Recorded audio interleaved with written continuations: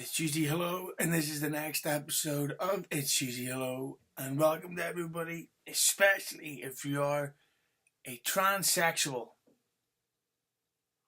This is a great one today. We've got the great John Wanglund coming back on. We're debating the top 5 Kiss. We've got the absolutely hilarious Gina Grad coming on. There's a lot of sexual tension, I guess you could say, between us. We were totally flirting with each other, and she's going to come to Ireland and we're going to get married. Well, not really, but I can dream. Gina Grad is, of course, co-host of the Adam Carolla show. She's on talking about working with Adam Carolla, this Kevin Hart controversy, how the Liberals are going after Christmas songs, and just generally being very, very funny. And then on top of that, we get the absolute living legend Vince Russo on. Everybody who knows who Vince Russo is knows he's one of the best interviewees going possible. He's smart, he's funny, he's witty, he's honest. And best of all, he pretended to be able to understand what I was saying. Vince is on talking about rumours about Stone Cold Steve Austin, about Hall of Fame induction, about WCW stories. He's just all around interesting. And plus, you'll love the fact that I crowbar in some of my old stand-up comedy material for him. But first, plugs. Do not forget that this show has a Patreon where you get a lot of exclusive content. You get the uncut versions of all of these interviews, which you will hear nowhere else but on Patreon. You'll also hear all those interviews way earlier before the actual podcast release. Such as this last night I interviewed Mark Norman. That whole interview uncut is up on Patreon right now and likely won't be on the podcast for about another 2 weeks. And don't forget to follow me on Twitter and Instagram. I'm at the Hughezy on both. They'll be linked down below too. The show's very interactive. If you want to get involved with the show, if you want to appear on the show, that's how you can do it. You contact me through that. And don't forget to subscribe to the Creative Control Network, which is also on Twitter, and other Creative Control Network shows such as Wrestling with Regret, Oh What a Rush with Animal from Legion of Doom. Yes, the Animal from Legion of Doom. You get the 69-minute Eargasm with Joel Gertner. And then, of course, the Creative Control show itself, hosted by the big boss man, Joe Feeney. And speaking of Creative Control, you got to look out for us on Instagram. There's a new Instagram that's being run over there. Look for Creative Control, look for at the Hughezy, look for Wrestling with Regret, and don't forget to drop a like and a comment for each one of them. And don't forget as well that if you're watching this on YouTube, you can get the uncut version of the show on iTunes. And if you're listening to it on iTunes and you want to see what we look like, go over to YouTube and look up Hughezy Entertainment and type in It's Hughezy Hello. And the plugs are over. Thank you. Bye-bye. Okay. It's time to talk some Kiss. No, not like that. Time to talk about Kiss the band, who, as much as I love them, are a bunch of bastards because they won't come to Ireland. John, hello. Well, John, thanks for coming back on the podcast. Always, my friends. My pleasure to always come on your show, Hughezy. And look what I got on especially for you. Look at that, man. I like it. A Merry Christmas, man.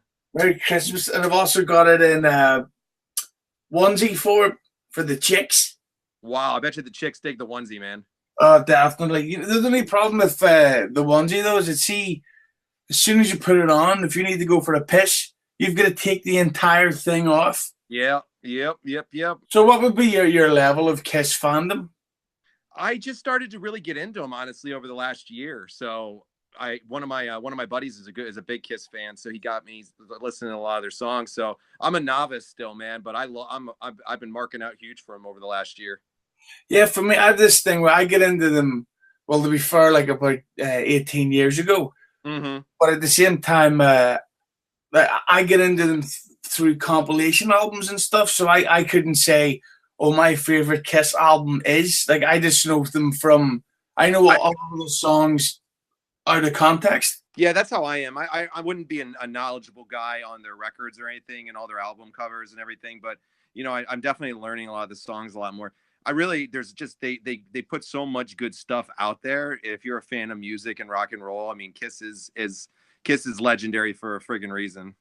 Yeah, and I think that visually they're the most exciting band ever. Mm-hmm. Like even if they're playing a song that's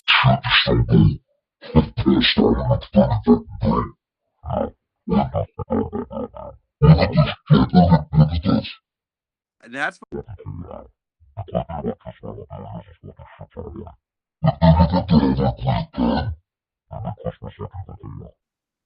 And the fact that Kiss, who are like they really are maybe the most commercial band in the world, for them to have never done a Merry Christmas album, that's mental to me. Yeah, man, especially with the way Gene Simmons markets everything, man. He's a very big businessman. I'm surprised that they haven't done that either.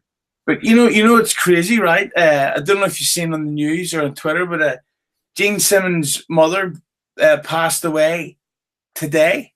Really? How old is she? I think she was in her 90s. God, yeah, man, she had to have been. I remember when they were on the show with her, and he would have her on all the time. Yeah, and but even though his mother died today, he's still retweeting stuff, promoting the tour. Hey, that's what it's all about, man. I guess, you know. It's ridiculous, but yeah, that's a different level of business for me. And the thing about Gene Simmons is people say,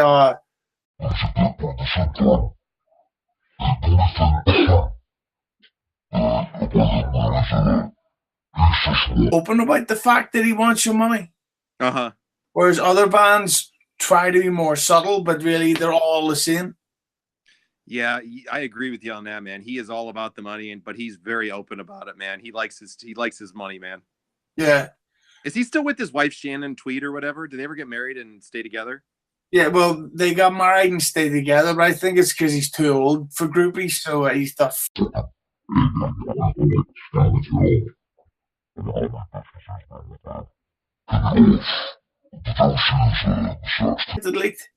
No, I didn't.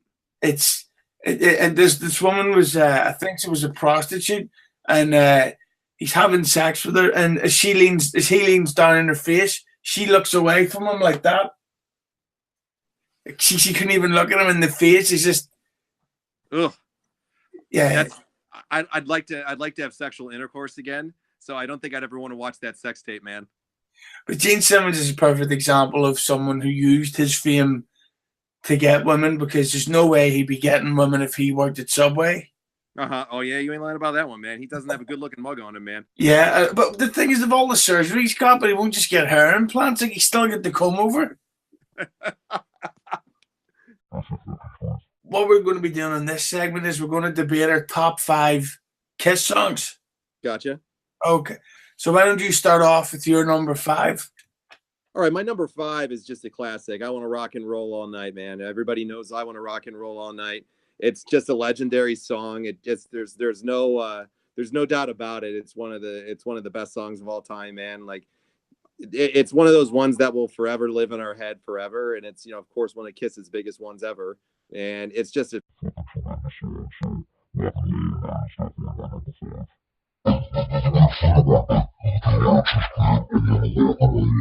and party every day. Yep.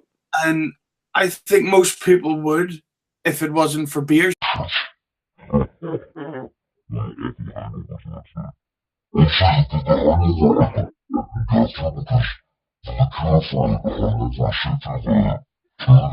Three boiled eggs. Sort of eat them whole, because it's so full of protein and no fat, no salt, no sugar. You're ready to go. But then the problem is when you've got a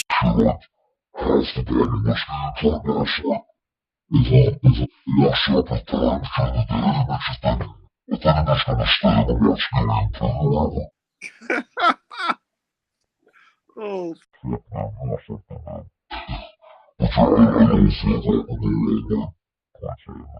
And it's one of those ones that the intro is so similar with the oh, Kiss rule. Got a great sound to it, man. It really does. Oh yeah. Well, my number 5 that I'm going for, and this is, see, I kind of prefer 80s Kiss. Okay. To modern, to any other era Kiss. But a lot of people didn't like 80s Kiss because Paul Stanley was in charge of the band and it was less rock and more popish, but didn't stop me. So 5, I'm going with the ballad Forever. Oh, good. Hey, well, I'll talk about Forever later. Yeah, and this is the thing about I think that Paul Stanley is, without a doubt, the most underrated lead singer rock star ever. Like, he's never put on the lists of the all-time greats. He's amazing, man. I love Paul Stanley. And and the fact that he could still, well, he can't sing as well as he did, but he can still perform to those high kicks.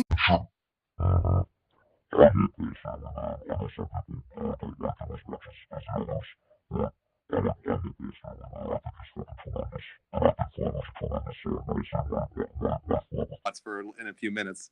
Can you do a Paul Stanley impression? No, I cannot. I'm not good at impressions like you, man. Well, this isn't an attempt, you know, but it's like when he said, like, how many people in here want to rock and roll? You are something, man. You should go on tour, brother. Oh, well, that's where we're talking about it for January. So what did you get in there at number 4, the greatest Kiss songs of all time? Mine's Love Gun, man. I love Love Gun. I like that. It's a harder, it's an edgier sound to it. It's a little different than what I think a lot of people equate with Kiss, man. Love Gun's just a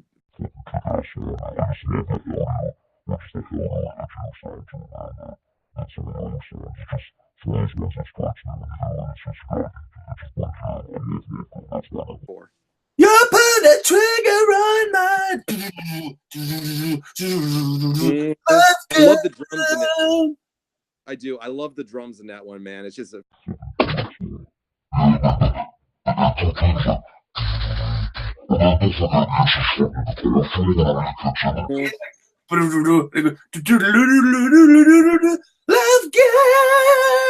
I love it when they draw it out and they do it for like 7 or 8 minute interludes for it. Like I've seen longer drawn out versions of it where they just go with it, man. And I think it's just a freaking kick-ass song. Love Gun is my number 4, hands down. It's a kick-ass song. What do you got for 4? But just the thing about Love Gun, it's like it's probably the most blatant song ever about a singer's dick. Yeah, and probably all of theirs. Pull the trigger, honey. Which member of Kiss do you think has the biggest dick?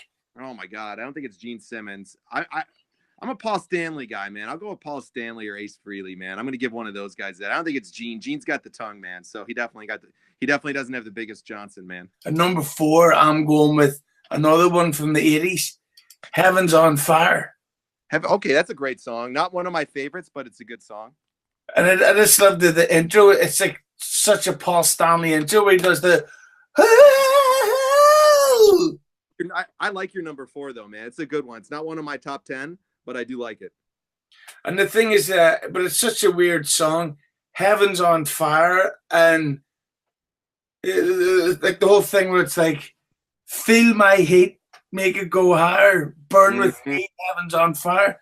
Kind of sounds like they're singing about venereal disease. Oh shit, man! I'll tell you. Could be, man. You never know. Who knows on that stuff, man? Those Kiss definitely had a batch of a burning penis at some point over their career. Well, I think if you said you're an 80s fan of Kiss, man, you like the 80s sound more than anything, right? Yeah. Okay, so I think you'll like my number 3, Crazy Crazy Nights. Very interesting. Yep. When you find out why in a minute. Like an 80s hair band style sound to me, man. Like it's really like, you know, the 80s hair band rock, man. All the Poisons, the Whitesnake, you know, all those different bands that, you know, all those different ballads. That's what Crazy Crazy Nights reminds me of. And it's just one of those songs, man. It's just got a very different sound. And I really thoroughly enjoy that song. It's just, I love 80s music anyways, and I love all the hair bands. So Crazy Crazy Nights is my number 3. These are my people. This is my cry. Oh God, isn't it amazing that Paul Stanley is straight?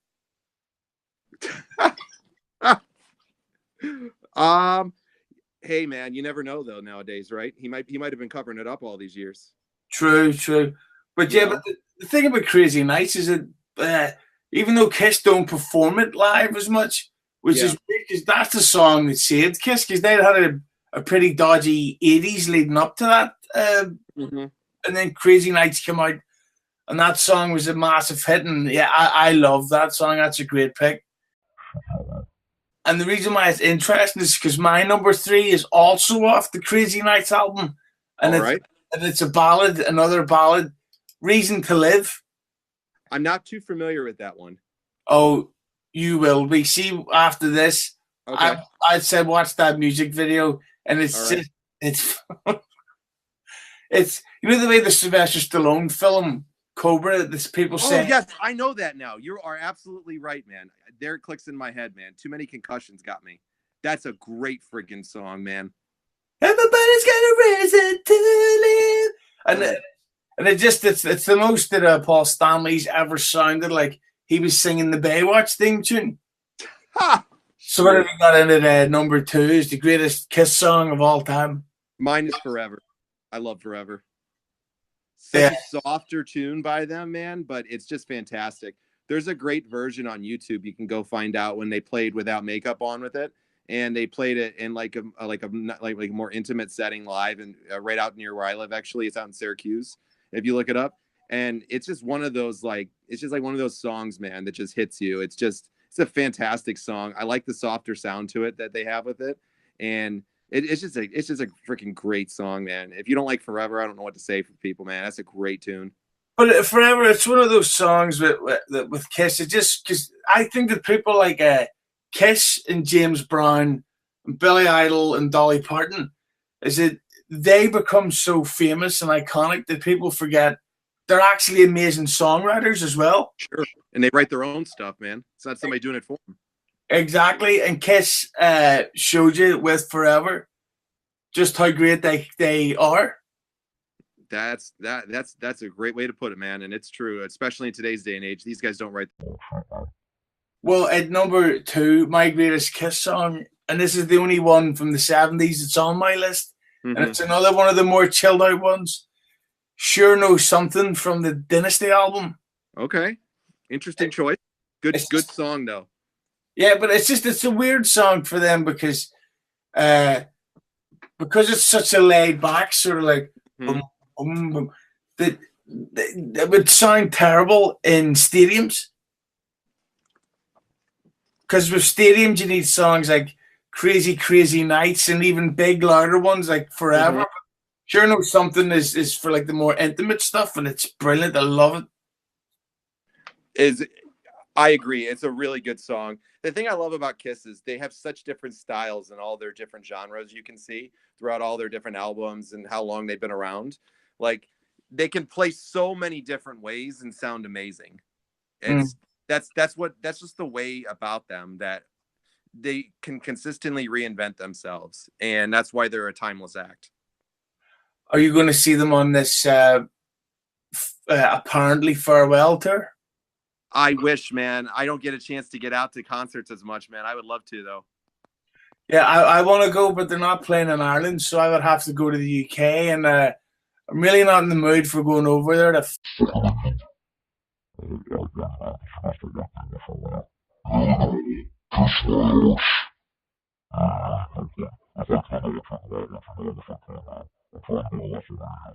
going to see if I can save up for it. It's about 2 hours from my house this year, so I'm going to try to go.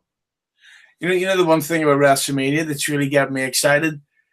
We're about 4 or 5 weeks away from WrestleMania season starting. Yep. None of the matches have leaked out yet, and there's going to be a lot of changes for whatever I think they were going to do. We've come to the all important time. What's the number 1 greatest Kiss song of all time? Detroit Rock City. Oh. Just love Detroit Rock City, man.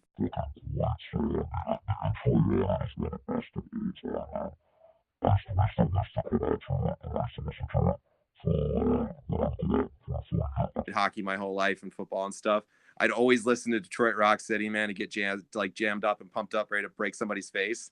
And just one of those songs, if you can't get ramped up and get the adrenaline flowing, listen to the Detroit Rock City. I don't know what to say about you. You need to get some more testosterone pumping through you as a dude.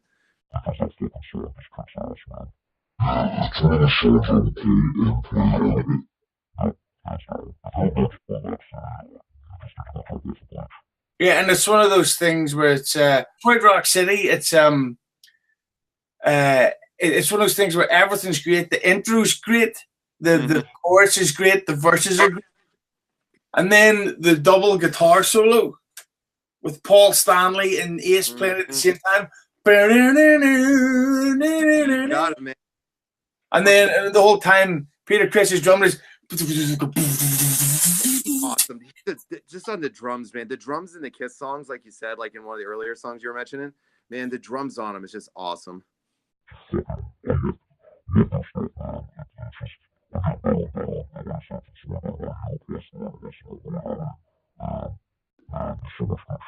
What do you got for number one? I want to hear yours.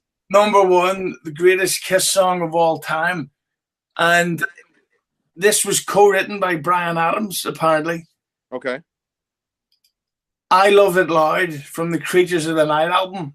Okay. And it's just like the music video for it was so of its time, because I think it came out in like 1981 and 1982.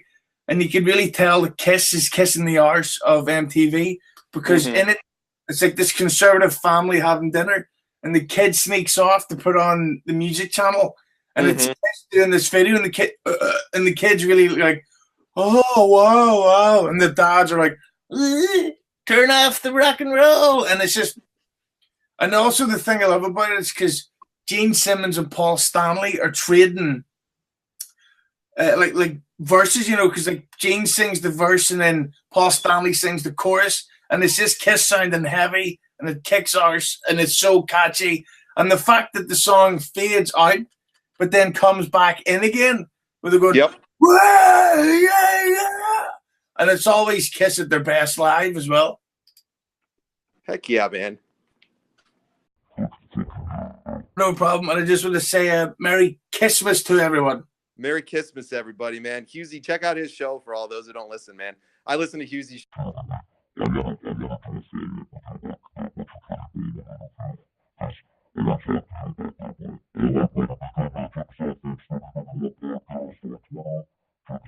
Wrestling with Reality Podcast, Facebook, and we're on YouTube now, WWR Podcast. Listen up. Next show's out Friday. We give you 2 episodes a week, guys. See ya. Thank you, John. We must rock sometime. Up next is Gina Grad. Gina's gorgeous. Gina's hilarious. Gina is as witty as you can get. She seems like an ultimate drinking partner. Can you guess it's Christmas time? Gina, hello. Is this video, because I did not retouch since 6 o'clock this morning? If it helps, I'm coming over a 2-day drinking binge hangover, if that. Good. Okay, I feel better. All right. I think you look fine if I'm allowed to say that these days. All right, thank you. Okay. I would have thrown some concealer on, but that's okay. Oh, no. You're grand. So, hey, Gina Grad, thanks so much for coming on the podcast. Thanks for having me. This is great. And it's just, it feels so weird from someone who's on a podcast to get something like infinity billion downloads a day. Whereas I only get about 10 billion downloads a day, so it's a bit of a step down, you know? Yeah, no, a huge step down to 10 billion, yeah. And, you know, it's a start. Yeah, you got to start somewhere. But speaking of which, that's something I got to ask you. So when you joined the Carolla show, it was already this massive hit show. So, like, how nervous were you when you realized? The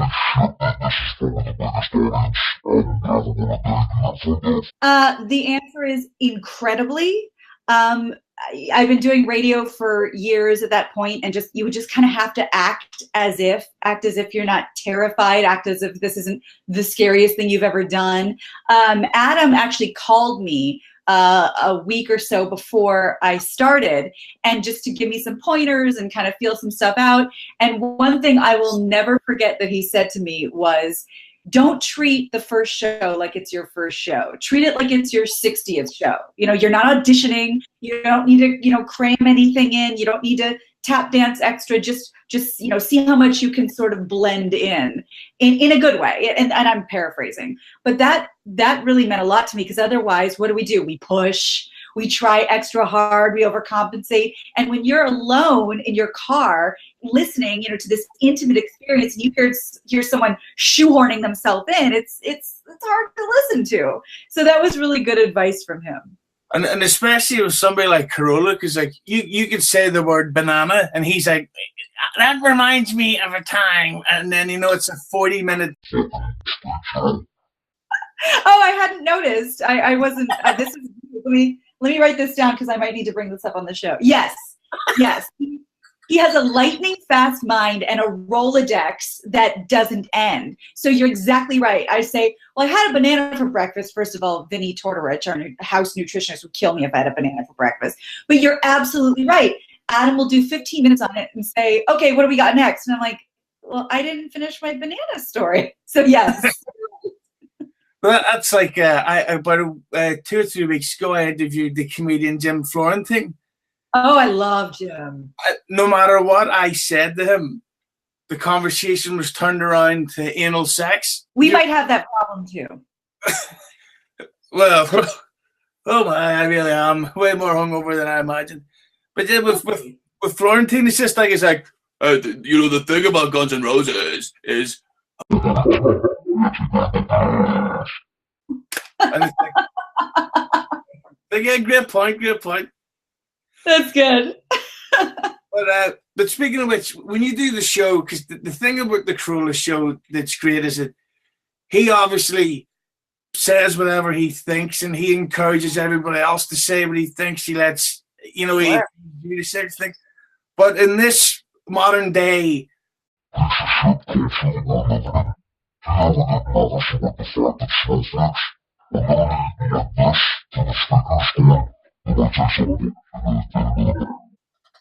you know what?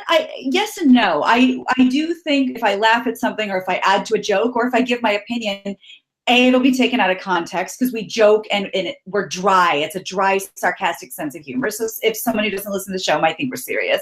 But yeah, I often wonder what would happen if the words that I said on the show were printed and, you know, put in it and in its own article to keep me from hosting the Oscars or something, because that's going to happen. But I definitely thought about that more when I was also doing a morning show here in Los Angeles, because I was in two worlds at once. One very corporate, very stringent world that paid a lot of bills and was very good to me, and it was also a dream job. And in the afternoons, I go to the podcast, which is also a dream job, and I want to make sure I'm serving two masters appropriately and with, you know, with my whole self and speaking my mind, but did feel at times that I needed to walk a certain tightrope just to keep everyone happy and just to make sure that I was being my full self in just a little bit of the confines of what corporate America and what my other bosses would deem appropriate. So now I feel like I have a little more freedom, just hanging out with Adam every day, but not much. I mean, we're pretty authentic no matter what. I would describe you as the Ronnie Wood of podcasting. Because Ronnie Wood, when he joined the Rolling Stones, it was already an established thing. But the fact is, now I can't imagine the Rolling Stones without Ronnie Wood. So it's this is the best lineup the show's ever had. Wow, thank you. That's incredibly kind. I am Teresa Strasser, who was the original news girl. She's like a big sister to me. I've known her for a million years. We both worked at KLSX, where she worked with Adam. I worked at night. She worked in the morning with Adam. She's been in my life forever. She's a wonderful person. I didn't really know Allison, but I know she's super smart and very talented in her own right. So I know these were big shoes to fill, and that's a huge compliment to me. Thank you. Do you think Carolla has a prejudice against hiring blue-eyed women? Yes. No, it is funny that all three of us are sort of Semitic, brunette Jews we're all from different places, I think, but sort of some similar outlooks on life. It is funny. I don't know how that happened. Well, he's a racist, and so that's the headline we can go for. But I gotta ask you this, because the one thing I do every day, well, it's basically get dirty looked by people in the streets, but I also get really pissed off at snowflakes constantly. And I'd love to hear your take on this.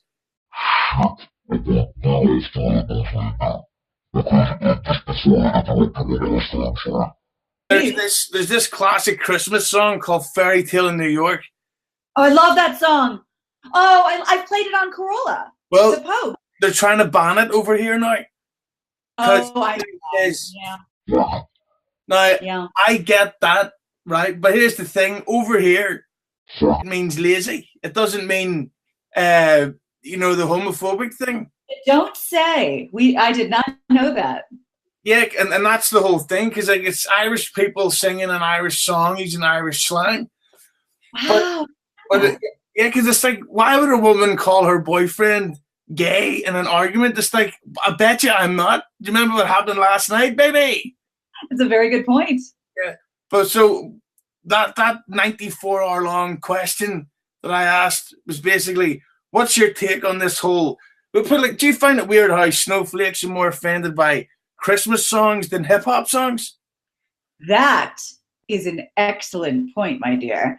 Yeah, we actually we talked about this the last day or so on the Adam Carolla show about how it goes both ways. It's when everything, you know, if it's 1 out of 10, and you know, say Rudolph the Red-Nosed Reindeer is a 1, and we're treating it like a 10, then people really who are responsible for 9s and 10s and, you know, racist and bullying and misogynistic and homophobic and all these horrible things get lumped in with people talking about Rudolph the Red-Nosed Reindeer. As Adam says, it's never been a better time to be a racist, because you're hiding among all of these 1s and 2s when you're really the problem. But when we talk about Rudolph the Red-Nosed Reindeer being you know, so grotesque and horrible, you know, for bullying a fictitious animal about his fake light up nose, then I don't think we're doing anyone a service, because there are kids that kill themselves over being bullied, and I don't think they'd like to be compared to a cartoon reindeer at all. And I'm telling you, mark my words, this time next year they're going to ban White Christmas. I think you're right. I think that's very Nostradamus-like of you. And you're not going to be allowed to call it Black Friday. That already, people are already, there's murmurs about that. So yeah, I think you're right. It's not Friday. It's Friday, but it identifies as a bank holiday, Monday. Now, I will tell you, growing up in the Midwest here, in the middle of the country, as a Jewish kid who's never had Christmas before, and there was no such thing as, you know, protecting, you know, young little minds of different cultures and different religions. I'd go to public school and we'd be told to, you know, sing the Christmas songs and fill in the, you know, color the Santa Claus. And I was uncomfortable. I was a little Jewish kid, and we were told we don't celebrate this holiday. And I was one of maybe 2 in a school of 1,000. And I remember going to the teacher and saying, I think this was maybe 2nd grade, saying, we don't celebrate Christmas. Is there something else I can color? And the teacher ripping the picture out of my hand and rolling her eyes and just throwing it on the desk. That doesn't happen anymore.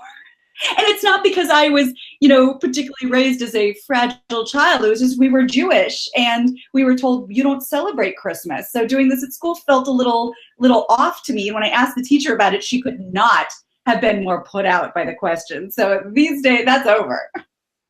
But do you think that there's almost starting to become, I wouldn't say a backlash against the snowflakes, but like it was today in the news, Kevin Hart refused to apologize for a joke he made years ago, which I find that really ironic, because he's not funny, so how can you tell when he's telling a joke anyway? But do you think that the fact that there's people who like this, just say there was a fight in a bar and I stabbed you, you couldn't press charges on me after 7 months, because it's like, well, the limitation's done now. Right. So I can stab you and get away with it after 7 months. But if you tell a joke about, I don't know, about Chinese people 15 years ago,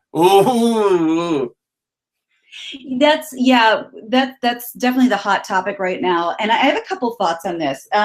Yeah, nobody wants their past dug through, right? We've all said things I'm sure we regret, and we've said them publicly about, you know, people or about a certain person or whatever. And it's a little cringeworthy when that comes up on your Facebook timeline. But in general, I don't know, we're supposed to be, you know, and liberals are sort of known for this, for being a culture of you must evolve. Who you start out to be does not have to be who you end up to be. Let's all evolve into a kinder, gentler, blah, blah, blah, blah, blah. And there are things about that I love. But how can we evolve if you won't let us evolve? Like, allow us to evolve. And so when Kevin Hart says, I can't keep addressing this, I've said it 1,000 times, that's not the person I am proud of anymore. I have evolved into a different person.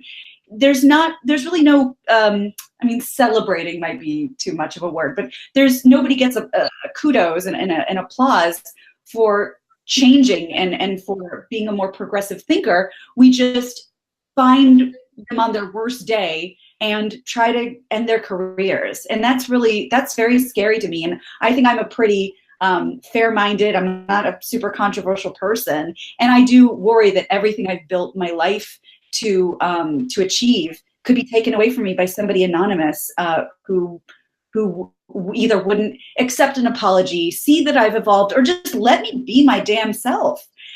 So yeah, I worry about that. I also wonder, well, at least here, and I imagine this goes on all over the world, that we're saying two things at once. On one hand, we're saying, ignore the comments. Kids, people, celebrities, everyone, ignore the comments. Don't read the comments. Those are just, haters and people who live in their mom's basement and blah, blah, blah. Don't read the comments. That's like, don't feed the bears. Don't read the comments. We all know that. It's been drilled into our heads. Yet at the same time, the people reading the comments are the people firing people from their jobs. So, Kevin Hart has to step down, or a professor has to step down, or this person's out of a job, that person's out of a job. And it's like, well, wait, do we read the comments or do we not read the comments? So it's a mixed message, I think, to kids. It's a mixed message when it comes to bullying. And I'm an adult and I'm confused by it. But the thing that's crazy as well is it's like we wouldn't even call it flavor of the month. It's like a flavor of the 48 hours, because then they move on. So you can't keep reacting to like, I'm offended. Oh, I'm so sorry. I'm so sorry. It's like, yeah, it's scary. It's scary. And you watch shows like, did you watch Mad Men when it was on? Hated it. And I watched every episode and I thought it was Okay, so at least you've seen it. I get it. But as a woman, you watch stuff like that and you're thinking, oh, hell no. You don't talk to women like that. You don't touch women like that. You don't assume you have domain over women like that. And I'm glad we've evolved past that. I certainly would have a tough time negotiating a world where a guy is allowed to smack you on the ass and you better keep your mouth shut. Those days are over. But at the same time, I do worry about, like, I work on a comedy podcast, and Adam says grotesque things to me that are hysterical because he is a genius and he can say whatever he wants, because you hear, I can't stop the cackling laugh comes from inside my soul. There's nothing I can do about it. He's so funny. And then you have these little, these little players out there trying to follow his lead, or insult me, or say something offensive, and I say, hey, excuse me? And they go, well, if Adam can say it. I go, yeah, Adam's a genius. Not. So there's a difference there. By the way, I'm going to take that drop out of context, and I'm going to play it at the start of every podcast from now on. You're welcome to. The thing about Adam that I think is so funny, because it just proves you that some people are funny like him, and some aren't, like Kevin Hart and Aziz Ansari. Like the fact that Adam Carolla can be funny just from grunting, like from that drop the place where he goes, hey! That was when he was getting a massage. And I don't know why that's so. Like, I've seen Amy Schumer stand-up specials where I watch like this, like yeah. And then he just goes, hey! And then it's like, well, I've got to pause this because I'm laughing my bollocks off. Yep. Let me ask you this. To me, the greatest interviewee is Norm Macdonald. Yeah. Wherever he goes, So talk to me about your experiences of interviewing and being in that room with Norm Macdonald. First of all, I have to admit, I haven't been in the room with Norm Macdonald that often. Sometimes those are one-on-one shows. Sometimes so we don't get to see Norm as much as we would like to. I've met him. He's very polite. He's lovely. He's very sweet. But I don't have the face time with Norm that I would personally enjoy. So I will absolutely get back to you on that. Is he really good looking in person? Because I've heard that people like him and Jim Carrey are in person. Women are like, oh my goodness. Yeah, sure. I mean, he's a nice looking man. I don't know that I would say, you know, he's not my hall pass, but there's nothing wrong with that. There's a lid for every pot. They're all nice looking, nice gentlemen.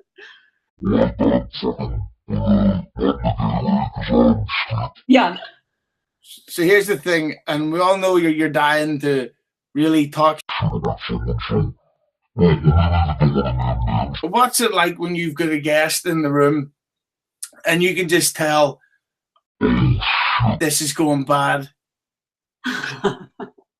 You know, it's funny you should ask that, because I was actually thinking about that for some reason driving yesterday. I don't know why it popped in my head, but it's so funny when people talk about, like, you know, oh, this person said something, the room just turned cold, or, you know, I got this, you know, chill down my spine. You're like, that's not a thing. It is. It's a thing. We've had guests that either just for whatever reason the interview never got off the ground, or they clearly don't want to be there, or, and this is, I mean, I've been in radio for a long time, so this is across the board. Or you say something and they're taken aback, or they're offended, or whatever, and the energy, if your eyes were closed and you had ear protection on, you would know that the energy had changed in the room. And when you have, you know, in this case, a captain steering the ship like Adam, you know, he can get out of anything and, you know, make it fun again. But there are times where I'm just like, oh, glad it's not me. Glad I'm not interviewing this person, because I certainly wouldn't know what to do now. Do you have a dream guest? Did you like to get on the show one day? Sorry, obviously you do. I mean, who is your dream guest? Did you Well, we've had a few of them that I've been absolutely like gobsmacked. I couldn't believe I was sitting so close to them. Patton Oswalt, I've always been a huge fan of. Neil deGrasse Tyson just blows your mind when he's on. Gordon Ramsay. Whoa. You like Gordon Ramsay? No, he's the worst. I hate him. I agree. Okay. Whew. Okay, I was sweating there for a second. Oh my God. Yeah, Leah Remini, and they're talking about Scientology to our faces. I mean, some really cool experiences. Now, I don't know that this woman is ever coming on the show. I don't know if I'll ever get that lucky. I don't think she's exactly our demo. I think my only shot is the fact that Adam knows how much I love her. If it was my birthday and Adam Carolla wanted to do anything for me, the door would open, the light would pour in, and country singing legend Miss Dolly Parton would walk right into the room. I'm a huge Dolly Parton fan. You know, it's funny you mentioned that, because we were having a music debate about her earlier, and I said Kiss, James Brown, Billy Idol, and Dolly Parton are all four people who don't get the credit as songwriters, because they're so famous and iconic. The people don't go, yeah, but the actual songs are brilliant. Like, that's great. I'm so impressed with you. Not that I wasn't before, but yes, I absolutely couldn't agree more. And I know this is going to sound a little inside, maybe ask Hughezy. I don't know. I don't care. But I would love, yeah, I would love for you to be there.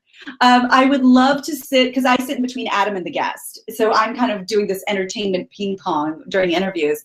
I would love, since I only met him for the first time last night, actually at a party for 2 seconds, I would love for Jimmy Kimmel to sit down in that chair and just let them kind of wax poetic and bullshit together, because I think the fans would love that. I'd love it. They're old friends. They are politically, you know, in some ways incredibly far apart. They're nice guys. They come from, you know, somewhat humble beginnings. They work their asses off. They're both big stars, and they're kind of best friends. And I would love to see that sort of bromance bloom in front of us again in the studio. That would be amazing to hear that, especially as you say, because politically. But then again, the thing I like about Carolla is that he's the sort of person who's like, yeah, I can think what I want, you can think what you want, but we could still, you know, go snort coke after the show together.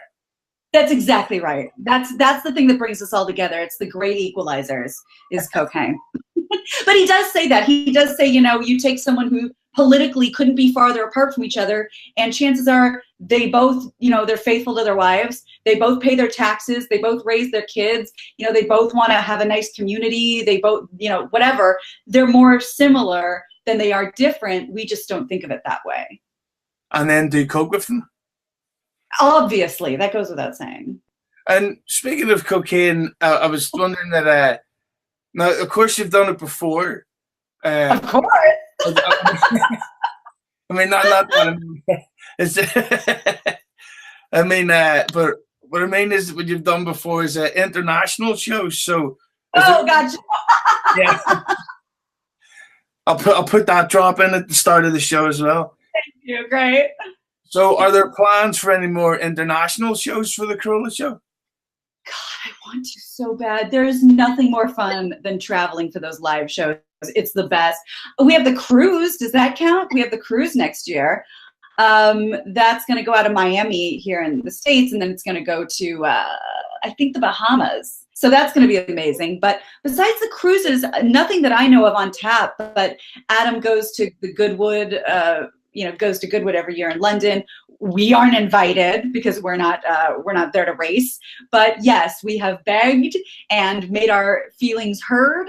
And I think before it's just been sort of a cost situation. You can't just bring Brian, Adam, and Gina and, we all record into our iPhones. We have a crew, we have a staff, and it gets expensive very quickly. Well, if you ever end up doing any shows in Ireland, give me a message and leave the boyfriend at home. You know what? I got to tell you, Ireland, I've been to many countries. I have many on my list I want to go to. Ireland is number one. I am dying to go to Ireland. I have had this in my soul, in my heart since I was a little kid. I've got to go to Ireland. Well, if I could give you the best time to do it would be next winter, because nobody does pubs and bars like Ireland. Like, I usually don't drink, but ever since October, I've been on the piss nearly every day. Hey, you know what? I'm going to because you're so sweet and you're so fun and you've done some impressions for me. I'm going to do something incredibly terrifying that I'm going to regret the second I do it.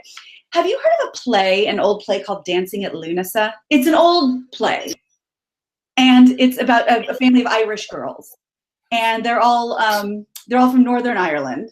Oh yeah. And I was in the show, and we all had to learn the dialects. We had coaches, and we had to write things out phonetically. And I'd like to give you a sample of my Donegal and see how horrible it is. This was a while ago too. Go on ahead. Ready? Okay. This is the worst idea I've had in a long time. All right, here we go. I arranged to meet Danny Bradley there, Kate. He brought me out in his father's blue boat, and I brought a bottle of milk and a packet of biscuits with me, and we had a picnic on the lake. Well, maybe that character went to university in Scotland or something. Oh, really? And came back to Donegal. That actually is not that different from the character. And she's a cocaine user. That's just all the backstory.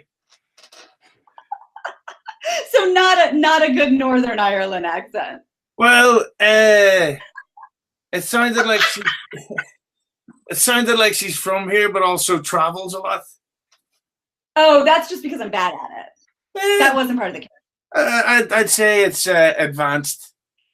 Okay. I wanted a professional opinion, so thank you. There's no wrong answer. I can work on it. I'll be back and I'll do it again. Yeah.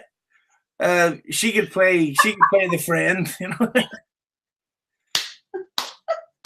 But just as we come to the final question, the big important question that your whole career, your whole fan base, your whole future relies on the answer to this question. Okay. The Spice Girls are back. Who was your favorite Spice Girl? Can I be honest? I'm scared. Permission to speak candidly? Go ahead. When the Spice Girls came onto the scene, I personally thought I was way too old for this and thought they were so lame and that thought they were for like little girls. And so a friend of mine had a dry erase board that had the Spice Girls on it with a list, and it said, "People I fancy today." And I threw it in a trash can. Oh, Do I still have to pick one? that's exactly the sort of stuff that Hitler did. No. Okay, Ginger. Ginger, how about that? No, the answer we were looking for was baby. Oh, it's always baby. You guys are so sick. You love that stuff. You love the like, oh, happy birthday, Mr. President, Marilyn Monroe. Like, you guys love the baby girl. That's your thing. Dudes, man. Dudes. I'm putting that drop at the start of the episode. I'm a soundbite machine. What can I say? Oh, definitely. Well, listen, Gina, I just want to thank you for coming on. You're absolutely hilarious, and I'm a big fan of the show, big fan of your Twitter as well. Oh, thank you. You as well. This is really fun. Oh, thanks. Well, hopefully I get to meet you in person one day, and we'll go out and a binge drink. All right. I'm a real lightweight, so just show me the fastest way to the hospital. No problem, Gina. All right, I'll see you later, and have a great Christmas, yeah? You too. Merry Christmas. Are you looking for another great podcast? Well, check out Get a Grip on Life, a podcast interviewing entrepreneurs, social media influencers, content creators, stand-up comedians, industry insiders, and more. Join host Michael Colligan as he finds out what makes these people tick as everyone tries to get a grip on life. Be sure to visit getagriponlife.com for all of their previous episodes, links to social media channels, and more. Or subscribe wherever you listen to podcasts. Just search for Get a Grip on Life. And don't forget to check them out on @GetAGripPodcast on Twitter, and let them know that you were sent here by Hughezy and the Creative Control Network. Thank you. It's worth it. Check it out. Bye-bye. Thank you, Gina. You're a brilliant guest. You're a brilliant interview. Great person. And I'm not jealous of your boyfriend at all.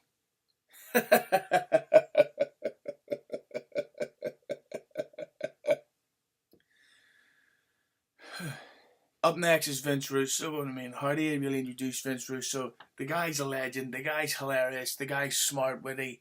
He's not as beautiful as Gina Grad, but I'm sure there's someone that likes him. He's on talking a bunch of great wrestling stories. Vince Russo, hello. So, hey, Vince Russo, thank you so much for coming on the podcast. No problem, bro. Where you from in Ireland? Where you from? Belfast. Oh, I've heard of Belfast. I've been to Dublin once, but that's about it. So how far away are you from Dublin? It depends how many drinks I've had before driving, really.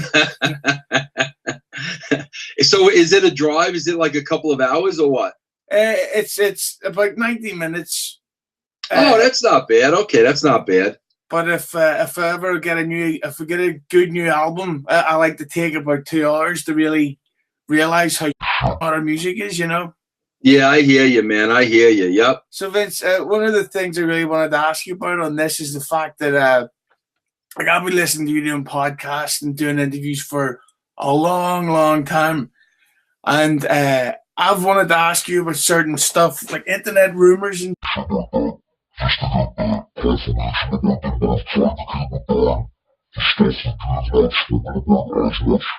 Okay. But before we get to that, I just want to tell you a very cool story about Scott Steiner. Okay. As I'm sure you would remember this, of course, you've been on this program over in England called Wrestle Talk TV. Yes. Yep. Yep. And the host was this complete, well, I'll say it, you don't have to say it, but he was a complete, and he was coming at you with all these fake facts and made up numbers and all this. And somebody brought this up to Scott Steiner, and he said to us, and because they were talking about the end of WCW, Scott Steiner said to us, Vince Russo isn't to blame for a single thing that went wrong in WCW. He said all the trouble was started way before you even came in. Yeah. So, yeah. No, that's absolutely true, bro. It was a mess the day that we walked in the door, bro. Yes, I appreciate Scott saying that, but I mean, that's the truth. Yeah, because he said that you tried to do so much there, but all you ever got was, oh, that doesn't work for me, or I can't do that, or we're going to go in a different direction. And it's like, what's he supposed to do? Yeah, no, I try my best, bro. That's all that matters. I mean, I tried my absolute best, but I don't know, bro. I don't think anybody would have succeeded in that position, man. It was just a really tough spot. Yeah. But the thing is, I think he can unfair. Well,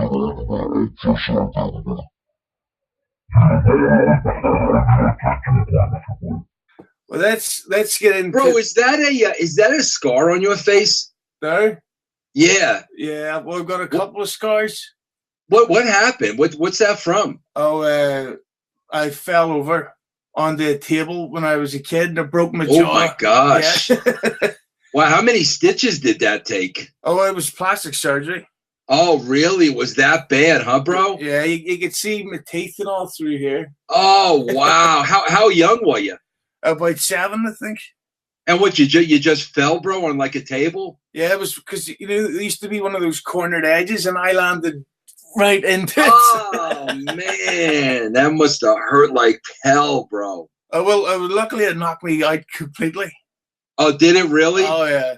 So when you got to surgery and everything, then you were out then. You didn't feel anything. Yeah, and the worst thing is I only got 4 days off school. Oh, my.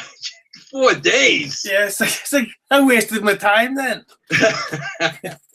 Well, so, bro, you said you got a few scars, bro. What do you got? What are you getting in scuffles over there, bro? Yep. Yeah. But this scar here is also from falling over. You can't really see it. And then I've got I don't know if you can see that scar in the back of my ear. Yeah, bro. I got into a fight and somebody grabbed me by the ears and headbutt me. Oh my God, bro. But I won, Vince. Don't worry, I won. Yeah, that's what I was gonna say. I hope the other guy looks worse than you, bro. Yeah, he was bald by the time he was 15.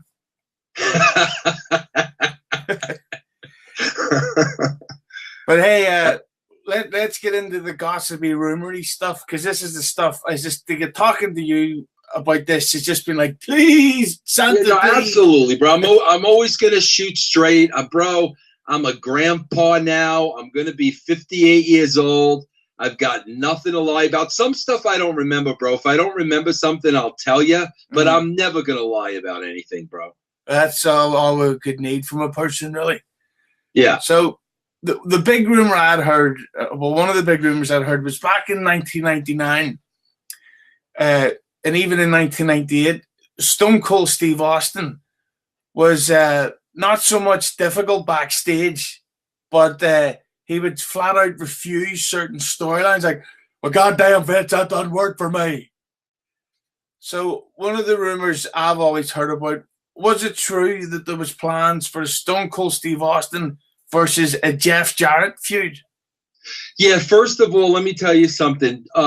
Steve never one time said, I won't do that. Never. Never to me, ever. And all the time I work with him, never. Steve Austin used to work for Jeff's father, Jerry Jarrett. Okay, bro? And he has some really, really bad memories working with Jerry Jarrett. A lot of it has to do with pay. Like, Austin felt that, like, Jerry Jarrett never paid him anything. There was a time, bro, when Steve was working for Jerry Jarrett, bro, he used to live on boiled potatoes. That's all he could afford, bro. So when Jeff Jarrett came to the WWE, Steve told me, I never want to work with him. That's how much he despised Jeff's father. And he said, I never want to work with Jeff Jarrett. Don't ever book me with Jeff Jarrett. And, bro, like, after about a year, I thought that maybe Steve forgot about that. So I actually tried to kind of sneak in the back door and get him in a little angle with Jeff, and he would have none of it. But you got to understand, he told me beforehand, do not book me in an angle with Jeff. Bro, that was the only time. I mean, outside of that, he never, ever had a problem with anything. See, even just hearing that, it's like my mom saying, it's extra big breakfast for Christmas Day. Yeah, but that's the God honest truth, bro. That's the honest truth. What about the rumors that obviously Ken Shamrock won the was booked to win the 1998 King of the Ring, but the big rumor at the time was that was supposed to lead to a Ken Shamrock versus Steve Austin feud, which Austin also shut down. Is there any truth to that? Absolutely not. None of that is true, bro. Absolutely not. None of it. Do you think that bro, Steve Austin, let me tell you one thing about Steve Austin. As much as a mega star that he was, bro, he did not have an ego. He never pulled that power trip stuff ever. And all that stuff you just told me is absolutely not true. It's almost like that guy Meltzer would print fake news.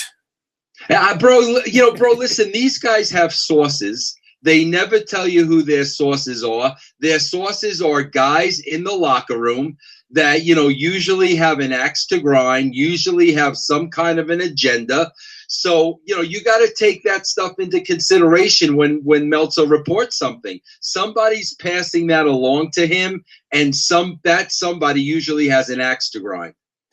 Well, I gotta tell you this. So I remember you said that Survivor Series '98 was your greatest booking.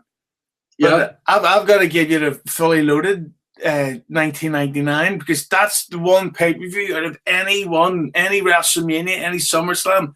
That's the only pay-per-view I can watch from start to finish.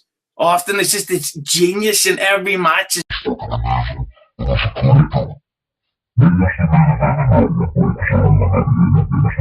Oh, that was Austin versus The Undertaker in the First Blood match. Oh, okay, yeah. Was it ever awkward backstage of how often Austin versus Undertaker happened, yet their matches weren't so great? So what are you asking me? Basically, what was the feeling backstage like about we're coming up to about 20 years ago, they did that Rock Bottom pay-per-view, the Buried Alive. Right. And the match was, it was average at best. Was there any awkward feeling backstage when like two big names would have a bad match? Nah, bro, if anything, they would get down on themselves. You know what I mean, bro? Steve and Taker were really, really good friends, and they were really tight. And if they had a match that they felt didn't live up to their expectations, I mean, they would really get down on themselves, and they would just make sure they have a better match the next time. But they were pretty tight backstage, bro. Them Texan boys. Yeah. Speaking of Texan boys, there was plans for a Steve Austin versus a Billy Gunn feud. Nope. No? Nope. I always thought that Billy Gunn, much like Ken Shamrock, they were guys that I think could have gone on to be. Yeah, bro, I'll tell you what the problem was. There were two problems. First of all, with Ken Shamrock, bro, I love Ken Shamrock, man. I think he's awesome. But a lot of the issues with Ken Shamrock were like contractually, bro. And I was never involved in that. So, like, I think that kind of slowed him down a bit. The thing with Billy Gunn that I think hurt him a little bit was when you put him together with Road Dogg in the New Age Outlaws. Road Dogg was so great on the mic, and that was not Billy's forte. And I just think the fact that Road Dogg was so good and, Billy, was not the best on the mic, I think that held him back. Because, bro, I tell everybody, I think Billy was the greatest athlete I ever worked with. I think he was the best athlete I've ever worked with in the wrestling business. Do you think there's a fair claim to say that Billy Gunn is the greatest tag team wrestler of all time? I think that's fair to say. Yeah, bro. I mean, he's a great worker, man. He looks like $1 million, man. Have you seen him these days? Yeah, I have. Yes. Yes, absolutely, man. Yep. Even when I say his name, I gotta suck my gut in. Yeah. So, as you may or may not have guessed, I'm a total mark and a bit of a nerd, and I know I hide it very well, and that's shocking news to you. But one of the great backstage rumors that marks like us get into is the fact that The Rock and Shawn Michaels apparently had real life backstage heat throughout '98 and from like '96 up to '98. So can you give any sort of information or comment on that? Bro, there's really nothing. I mean, I would agree that I don't think Shawn really liked Rock. I don't know why, but as far as there even being a single incident where something happened backstage between the two, never happened, bro. Never. And I think a lot of that has to do with, especially on the Rock side, bro, the guy was such a pro. I mean, in the way he carried himself, in the way he handled business, he would have never allowed anything like that to happen. So if there was any heat, bro, it never came to a head. There was never a fight. There was never an argument. There was never anything like that. Well, what's it like for you to be someone who knew him, who used to know The Rock as, that new guy, Dwayne? Tonight, can you go see his films and escape the fact that this guy used to pester me for promo lines? No, not at all, bro, because, I tell people this all the time, and I've dealt with like thousands of wrestlers. Bro, the reason The Rock is where he's at, bro, he was smarter than every other wrestler I ever worked with. He was so smart. And I knew it when I was working with him. I knew it that he was smarter than everybody else, bro. And I mean, I knew he was going to go far. I mean, that didn't surprise me at all. Yeah, I interviewed Bruce Pritchard about 10 days ago, and he said to me that the thing about The Rock that's amazing that he's still the exact same guy. Yeah, I wouldn't doubt. I haven't seen him, bro, I haven't seen him in like 20 years. But I would believe that he's the same exact guy. Yeah, although there's no forgiving that Baywatch film he made. That was awful. Oh, yeah. What was the plans at the start of the year? What was the stuff planned for DX for later in '98?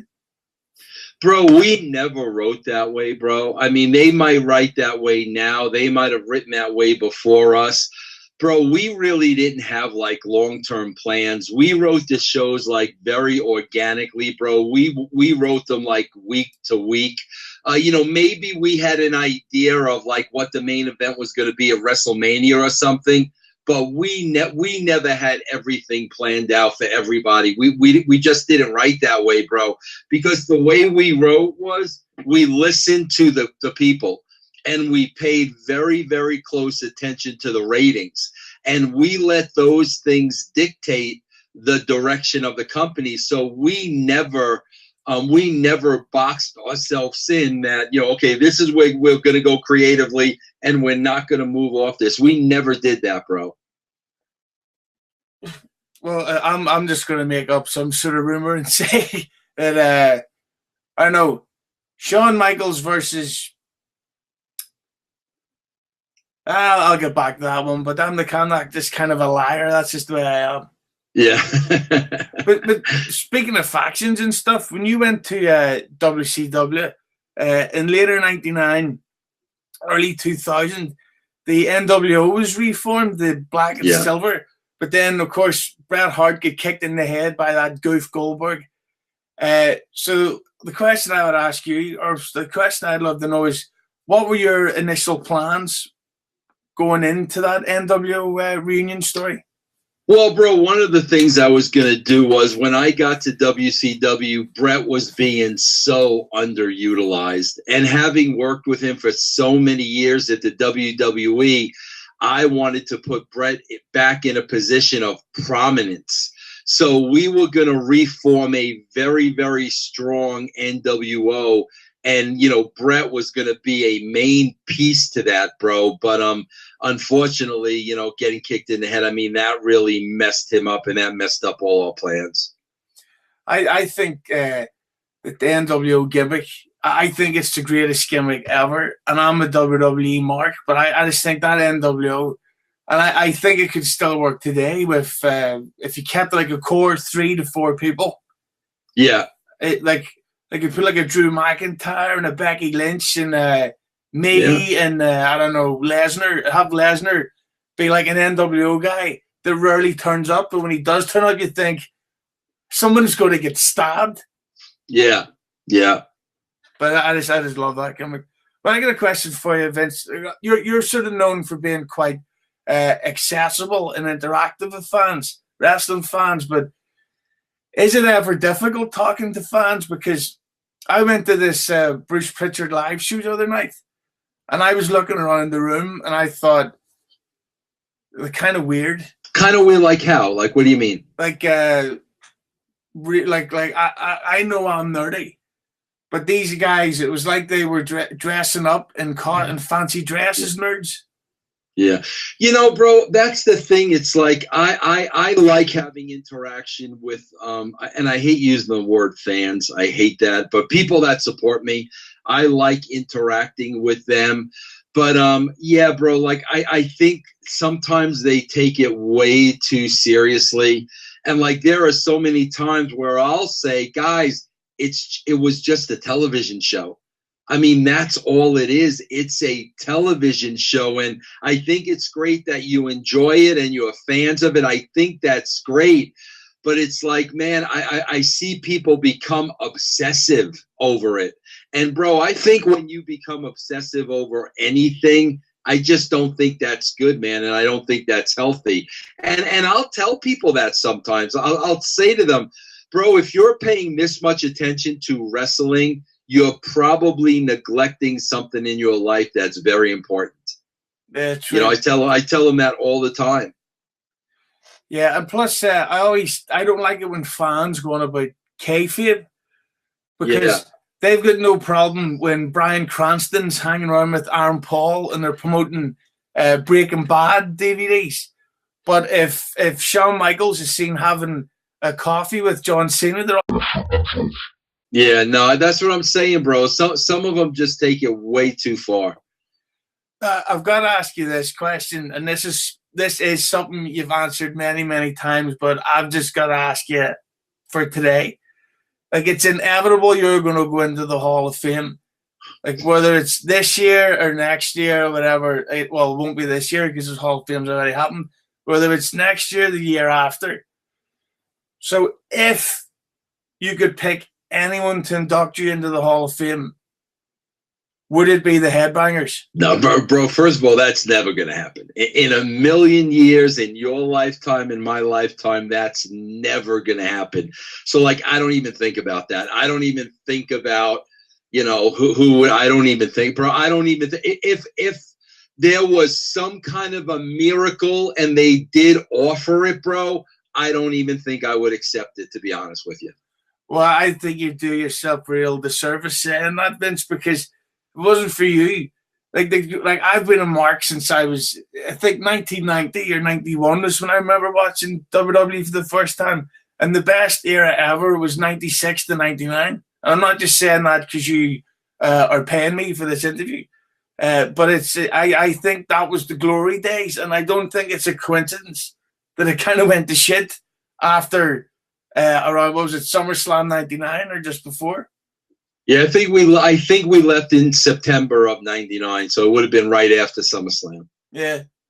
But that's but I know if I could pick anyone for you to be inducted by, it's gotta be Glenn Gilberti. Oh God. That's the Hey, you know what, bro? It might be worth doing it if it's Glenn Gilberti. Now that might be worth doing it. There you maybe his Hall of Fame induction speech would be so good that would be getting him inducted into the WWE. Well, bro, Hall maybe of Fame. what happens is he inducts me in the Hall of Fame, but I pull a swerve and I take my induction and I give it to Glenn. This is now something like that would be worth it to me. See, now that's ratings, that's network subscriptions. That would be amazing if there was a storyline done in a Hall of Fame speech. Yeah. Vince, you have to take that off. Bro, do you know I was having that conversation with Chyna not long before she died, and I was telling her, if you ever get inducted into the Hall of Fame, I said, and you're up there at the podium on, live TV. I said, you got to cut a promo on them, not accept the nomination, leave the trophy right on the desk. I said, people will be talking about you till the end of time. And we were honestly talking about that. I don't know if she would have done it, but we talked about it. Can you see Chyna being inducted into the Hall of Fame, or do you think that hate's never going to? I don't know, bro. I can't predict what they do. Like, I don't know what they're doing anymore, bro. It is such a different company than when I worked there. I have no idea. I can't predict anything they do anymore. The only thing they do these days is they push up and comers such as Kane and Triple H. Yeah, right. Exactly. So different from back in your day. Now, bro, I'm mesmerized by that badass scar that you have. Bro, you don't tell people you fell as a kid. I mean, don't you tell people like 20 guys jumped you and you had a fight? I mean, I hope you make it a real macho story, bro. Yeah, that's actually part of my old stand-up comedy bits, if you're interested.